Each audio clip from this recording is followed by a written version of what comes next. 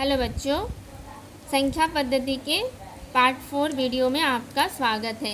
इस वीडियो में हम प्रश्नावली 1.1 के सवालों का हल करेंगे। पहला सवाल है, क्या शून्य एक परिमेय संख्या है?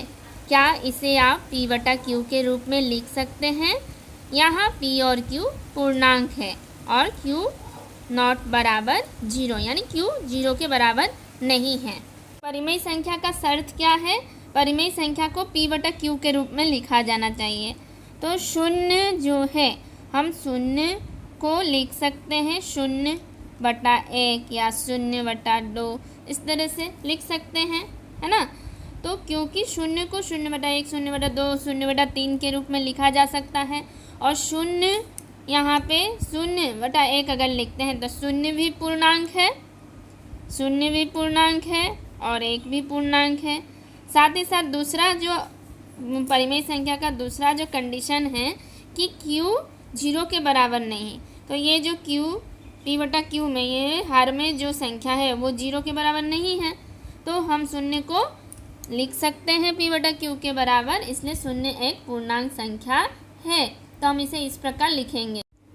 हाँ, शून्य एक परिमेय संख्या है क्योंकि शून्य को p बटा q अर्थात 0/1 के रूप में लिखा जा सकता है, जहाँ p बराबर 0 और q बराबर 1 और q 0 के बराबर नहीं है। अब दूसरा सवाल है, 3 और 4 के बीच 6 परिमेय संख्याएं ज्ञात कीजिए। ठीक है, तो 3 और 4 के मध्य में बहुत सारी परिमेय संख्याएं हैं, हमें 6 परिमेय संख्या ज्ञात करना है। जब इस तरह का सवाल आता है तो आपको सबसे पहले देखना है कि जो दो परिमेय संख्या है उनके बीच आपको कितना परिमेय संख्या ज्ञात करना है। यहाँ पे कितना परिमेय संख्या ज्ञात करना है? 6, यानी कि n बराबर 6 लिखेंगे। 6 परिमेय संख्या ज्ञात करना है। n बराबर 6 आया तो हमको अभी करना है कि 3 और 4 को हमें एक ऐसा संख्या से भाग और गुना देना है, यानी ये 6 है, n बराबर 6 है, तो n + 1 बराबर 6 + 1 बराबर 7। ठीक है, तो 7 से 3 को गुना और भाग करना है और 4 को भी गुना और भाग करना है। तो हमारा जो सवाल है बीच का जो 6 परिमेय संख्या है वो अपने आप निकल जाएगा। ठीक है, देखिए कैसे। तो हम जानते हैं, आप लोग 7 या 8 क्लास में ही पढ़े हो कि समतुल्य परिमेय संख्या ज्ञात करना। कोई एक संख्या दिया रहता है, उस समय आप लोग जैसे मान लिए कि आपको दिया था 3/4, 3/4 के समतुल्य 4 परिमेय संख्या निकालो। ठीक है, तो हम लोग कैसे करते हैं, 3/4 को लिख सकते हैं, एक बार 2 से गुना देंगे और भाग करेंगे तो ये आ जाएगा 3 दूनी 6, 4 दूनी 8, ये 3/4 के समतुल्य है। उसी तरह से 3 से गुना करने पर 3 3 के 9, 3 4 12। उसी तरह से 4 से गुना करने पर 3 4 12, 4 4 के 16।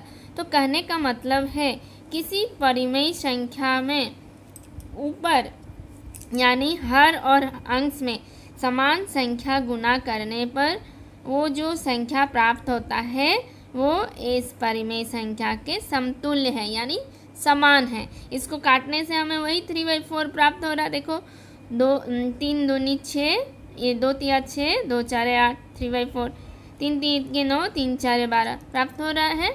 तो इसी प्रकार से अगर हम 3 को हम लिख सकते हैं 3/1 और 4 को हम लिख सकते हैं 4/1। ठीक है, तो हमें इसके अंश और हर में क्या चीज़ गुना करना है वो प्रश्न में है। प्रश्न में अगर हमें 6 परिमेय संख्या ज्ञात करने बोला है तो हम 6 + 1 यानी 7 से गुना करेंगे। ठीक है, अगर यहाँ पे 5 परिमेय संख्या निकालने कहता तो 5 + 1 हो जाता 6 से गुना करते। समझ में आया? तो यहाँ पे हमें 6 निकालने बोला है, इसलिए 7 से गुना करेंगे।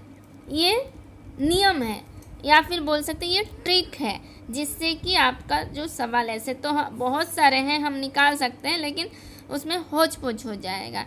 ये ट्रिक को अपनाएंगे तो हमें आसानी से इनके बीच का परिमेय संख्या मिल जाएगा। तो 7 से जब कर रहे हैं, ये आ गया हमारा 21/7 और 4 को हम लिख सकते हैं 28/7।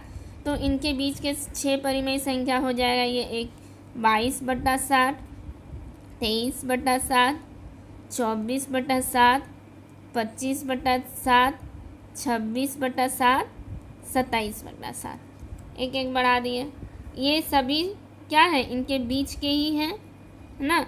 ये 21/7 से बड़ा है और 28/7 से छोटा है, क्योंकि हर सबका बराबर है। यदि हर बराबर होता है तो हम अंश को देख के पता लगाते हैं कि वह परिमेय संख्या दूसरे से बड़ा है या छोटा है ना। समझ में आया? तो हम लोग लिखेंगे, अतः 3 और 4 के बीच 6 परिमेय संख्या है 22/7, 23/7, 24/7, 25/7, 26/7 और 27/7। यही है आपका आंसर।